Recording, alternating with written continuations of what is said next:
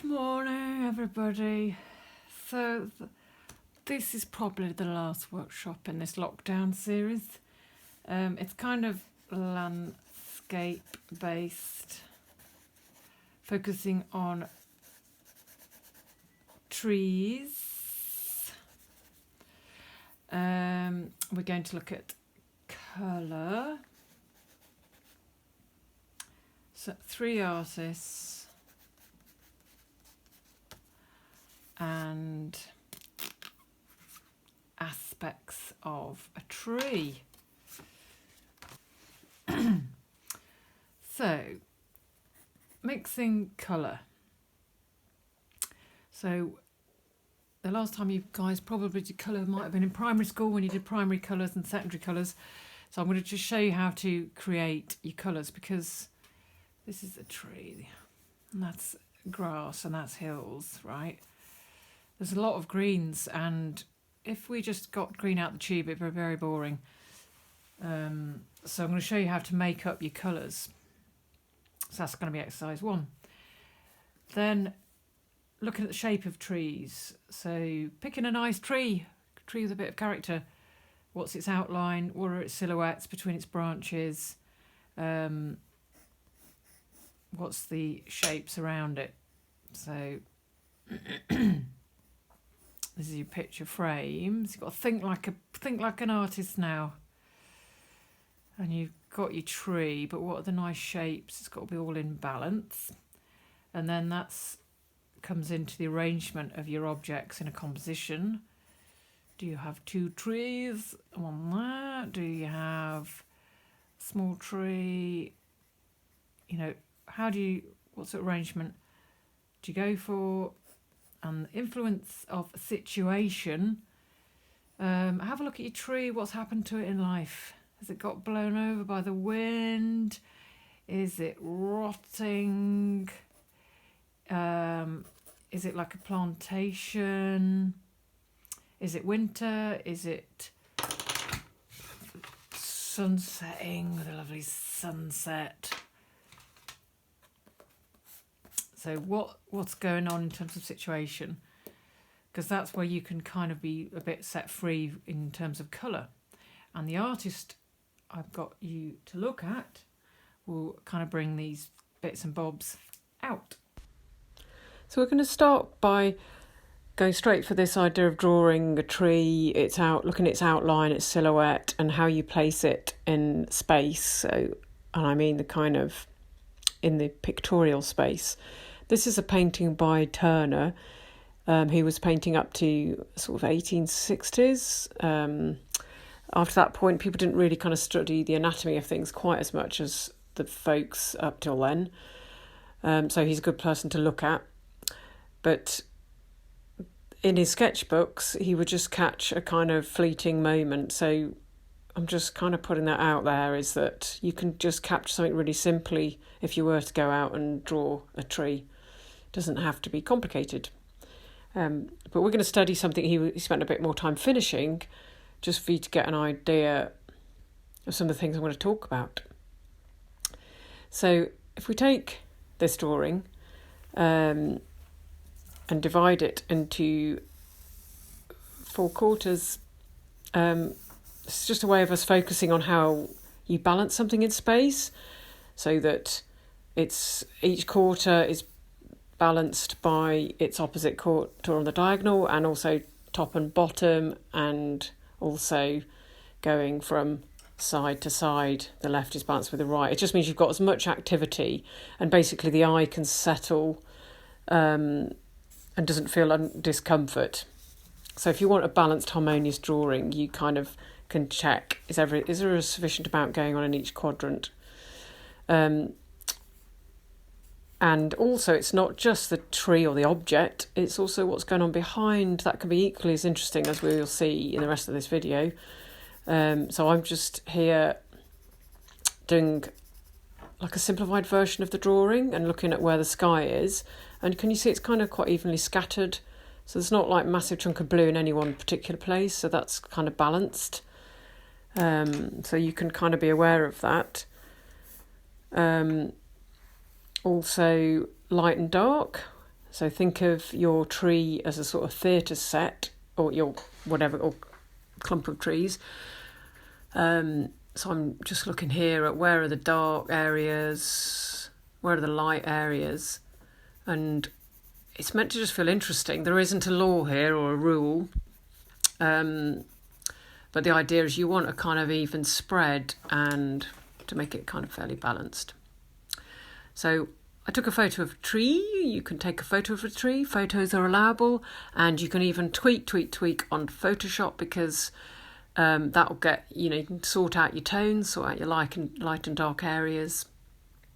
But the first thing you're going to look for in your photograph to turn that into a drawing or a sketch is the main line of the trunk.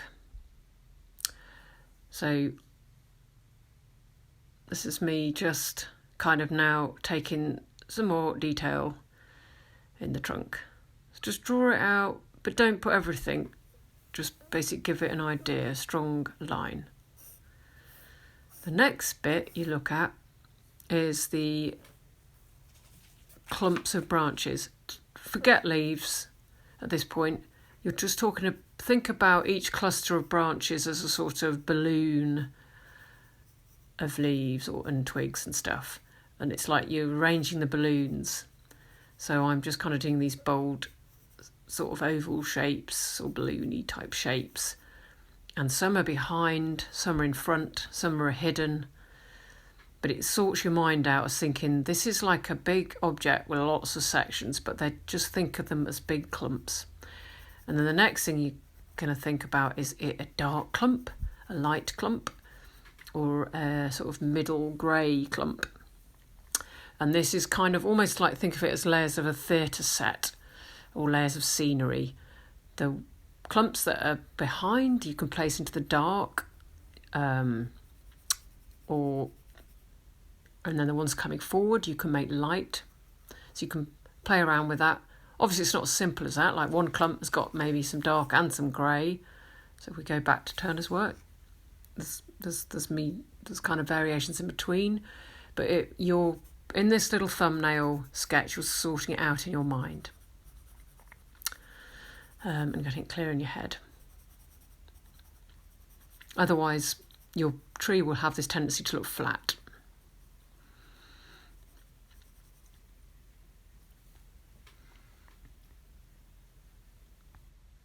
And so I'm just kind of transferring that into my sketch. So I am drawing out each clump. So at this point I am giving a nice silhouette. I'm being aware of the silhouette. Interestingly, I've broken out of the frame of my drawing. Doesn't matter. Luckily it's a big piece of paper. So I drew the clumps and now I'm just shading them as they are. So dark clumps, mid-grey clumps, light clumps. And they're not right, they're not what the picture says, but they are kind of a vague version of it. Now the next thing is dappling of what are the trunks and branches doing. You're not going to try and do all the branches, you're just going to go the main trunk and a few details, but is it dark? Is it light? So again, have a look at your photograph and see what's happening to those branches and the trunk, and make a couple of notes. And very dark sections, very dark little kind of crevicey bits, just all adding to the interest and make it lifelike. And then as it disappears into the foliage, does it go pitch black? Are there any light bits?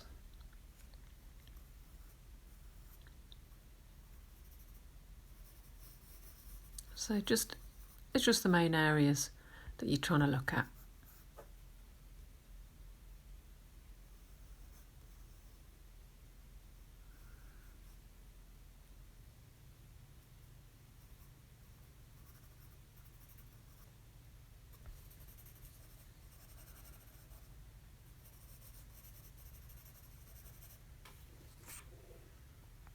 Okay, so transferring that little sort of plan into the main drawing. And so it's that variety. You've had a look of where it's dappled, where it's light, where it's dark, and things are starting to look quite rounded. And the final thing I'm doing is decide where the sunlight's coming. Force this to happen. It's not often clear looking at a tree. Decide where your light's coming from and force one half of the tree. Because at the end of the day, you've got to tell the viewer that it's a rounded object. So decide that. Where are you going to cast into shadow? And then you just transfer in the drawing. So I've just cast a load of shadow down one side. So for this, the colour exercise, you kind of need a set of coloured crayons. I do recommend Heaton Cooper Studio in Grasmere. If you go online and order yourself a basic set of crayons or watercolours. Or pastels, a beginner set of pastels. You've still hopefully got your pastels from before. They can be used as well. So you draw yourself a clock, and at 12 o'clock put red,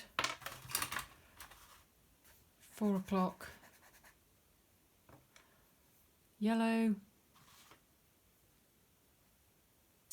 8 o'clock blue.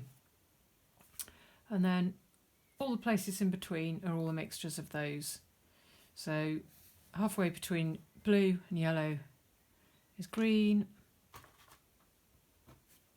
If you've got something that mixes, have a little bit of yellow, a little blue, create a green.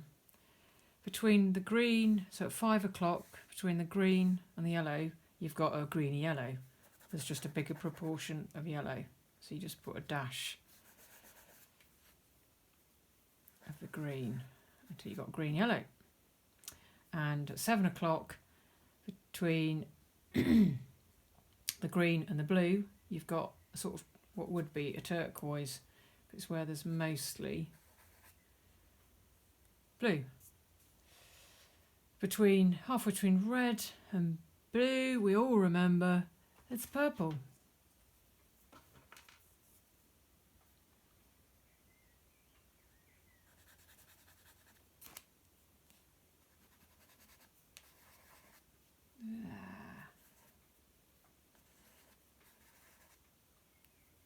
This is because I've got debris on my hand. It's not making purple. Okay, and then between purple and red is kind of like a scarlet crimsony colour. So that's just like a dash. So you've got a bigger percentage of red in with, and then less blue.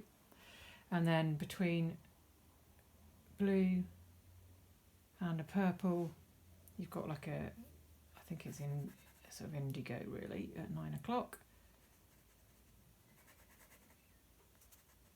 We're just doing a dash of that. And then between the red and the yellow, you've got orange. So that in theory would be half and half.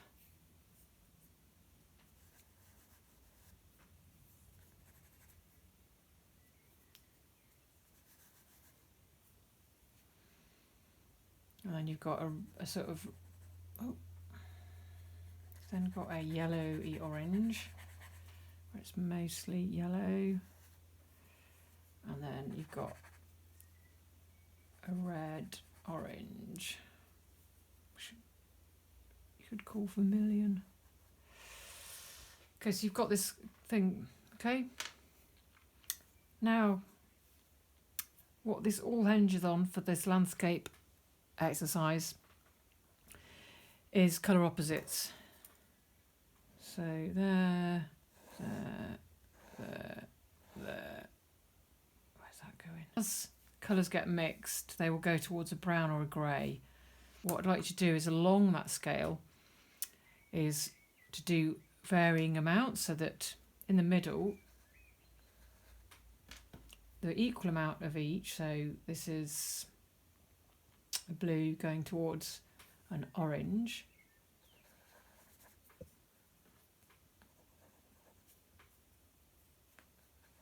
If I add all that in, I should get as near to black or grey or brown. And people describe it in different ways. And then if I do little blobs of it all along,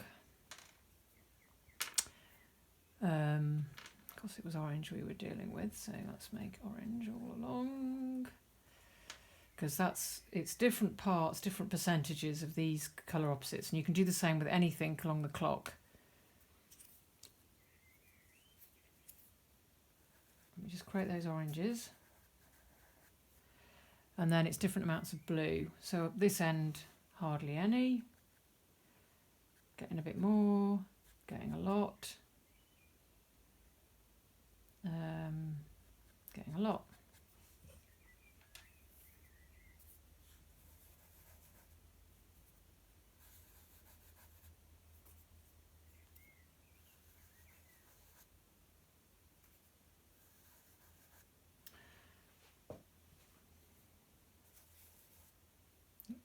At this point, it looks like a freaking mess. But what you'll get when you add a bit of an opposite, you basically just get what you're doing is putting an impurity into the colour, and it knocks it back. I've knocked that back too far.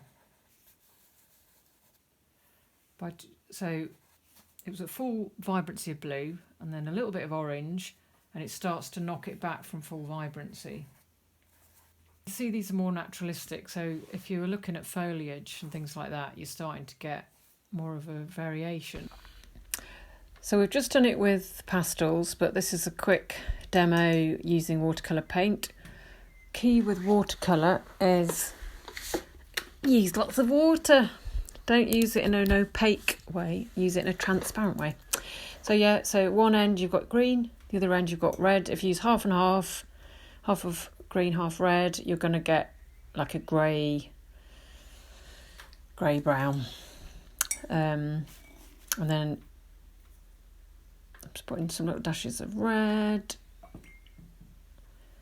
because I'm going to just then put an impurity of green into those to take those off full vibrancy. And then I've put some green splodges down, which I'm going to put a dash of red into, and that's going to create kind of off greens, which you're going to need lots of those. So you can just see it just goes slightly greyish green.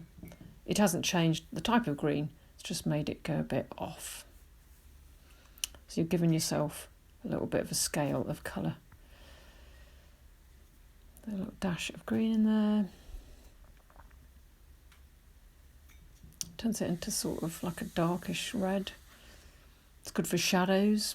If you had a sort of a tree with a red leaf and then you put green into them for the shadow leaves, that'll just make them a bit darker. And if you hadn't got that point already, let's take another two colour opposites, purple and yellow or gold. And again, I'm just going to do a little differing amounts, different percentages, so decreasing percentages of purple. And I'm going to take the yellow, lots of yellow with a bit of purple, going into the middle where it's half and half, so you should get a sort of grey colour, and then just a little bit of yellow into purple makes an ochre.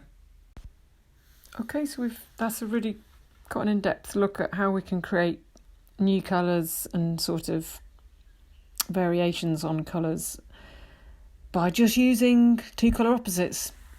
Now we're going to look at some artists, and the point is here is not to copy, it's just to be inspired by. So just to take elements. There's 3 videos of 3 different artist approaches. So you can just do 1 or you can do 3. So this is Vuillard, artist working at the beginning of the 20th century. His works, I just love them. They're like kind of tapestries. So the colours kind of full on, quite blocky, quite opaque. But it would work. You could work with watercolour or acrylic or even oil. And there's a sense of pattern. This is a close-up of the leaves, and you can see he's just like dot, dot, dot, dot, dot, dot, dot. And he's just picked out some branches, some light ones, some dark ones, so that goes back to that thing of where some branches will come forward because they're lighter. But it's the patterning that's important here, and beautiful colours. So that's what I've taken across. But you'll notice that when I do things, it's going to have my style on it, and that's what's going to happen with yours, and that's interesting for variety's sake. This is one of his sketches, and again, I keep on showing you this of the sketches of artists to just get you realistically looking at what you can, you can achieve when you're all going out to sketch. That's just a little side. So here we are up at Lattrick car park. Wonderful. And so I found myself a tree. Isn't it beautiful? Look at its character. Look at its shapes. And I'm using some crayons here. A load of greens, a load of reds. I've put in a blue there just in case. I'm just doing a little thumbnail sketch where I'm going to just check my arrangement. I have used Photoshop or my phone to sort out the composition with the photograph. That's fine. Do a little tweak, do a bit of cropping, do a bit whatever you got to do. But I'm with Vuillard in mind, that artist. I'm looking at my dot dot dash dash. So what little marks can I make for leaves? And you've got to make that up if you go this route. Think, do I do like U shapes, a dash shape, long dashes, short dashes? Okay.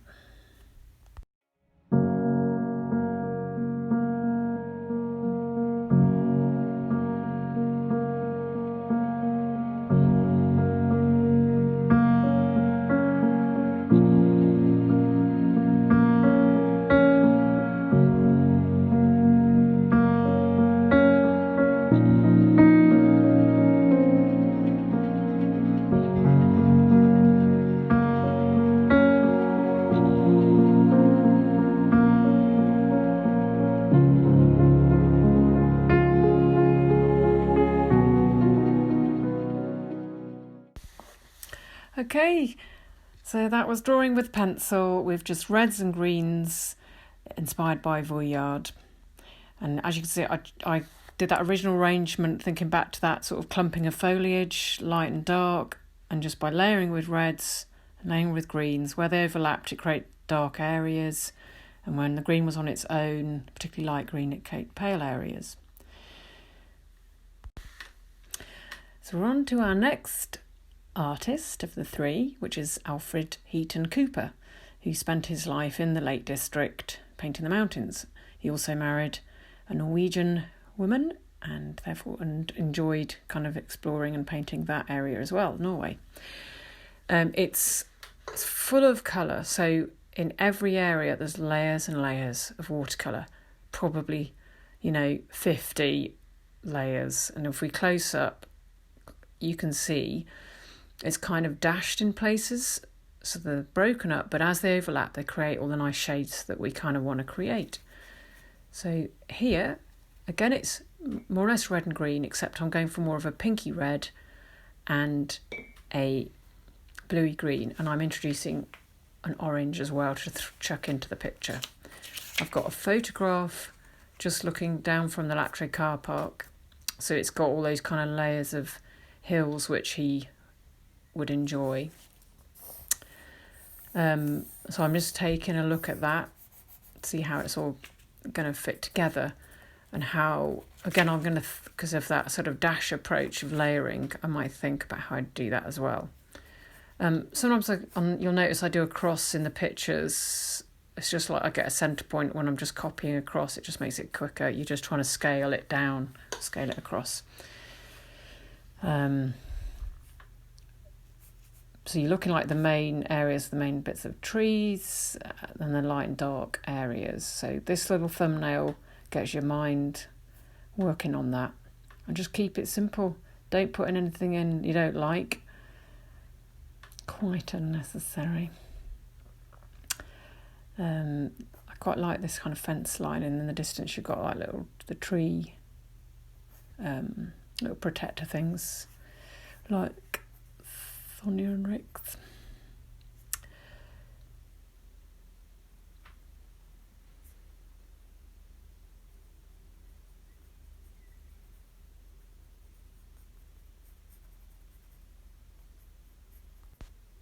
And so again, as we move on to actually do the painting of it, just paint your layers and make sure you dry in between layers. In fact, see how many layers you can work out that I did.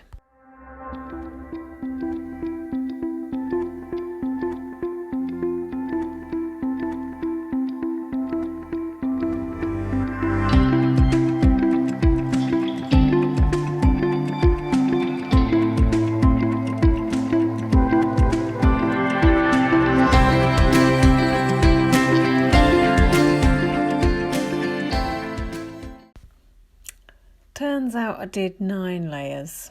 Kept a little tally on the side. So moving to our final artist, we're going to look at pastels if you've got some. And the artist is Sergei Danchev, who I think he's head of the Russian Academy of Arts. Really incredibly rich paintings. Quite blocky, so there's very little detail. Things are dynamic, i.e. loads of things on the diagonal. For some reason, if things are on the diagonal, they give us a bit more excitement. Really lovely sunsets, sunrises, but just subtle. But yeah, good one if you're not so much bothered about detail and more about colour. So we shall assemble our pastels and get started.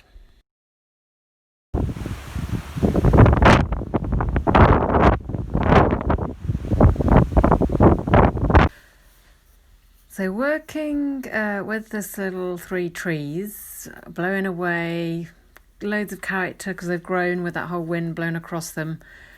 My photograph, it's got big clouds in it, so that's going to be good, very Sergei. But as you can see, I've done about 1, 2, 3, 4, 5. This is my 6th thumbnail because I'm trying to get that horizon line right. I've also printed off a little sort of old farmhouse. That's the other photograph because I just thought just 3 trees on their own wasn't enough. And this is where you can just print off something off the internet, just add into your picture. So I finished up with it just kind of, the trees just kind of on the middle of the picture, maybe just below. And then I'm testing out my colours. So I've got purple and yellow, well, yellow-orange as my colour opposites, complementary colours, and then I am also chucking in green to add into it. So I'm just going to have a look at how that works. I've completely changed the direction of the sun, so as if it's setting and the clouds are silhouetted against a bright sunset. So I've just used my imagination. So my colours are purple and yellow-orange. I've also got the addition of green just in case I need it.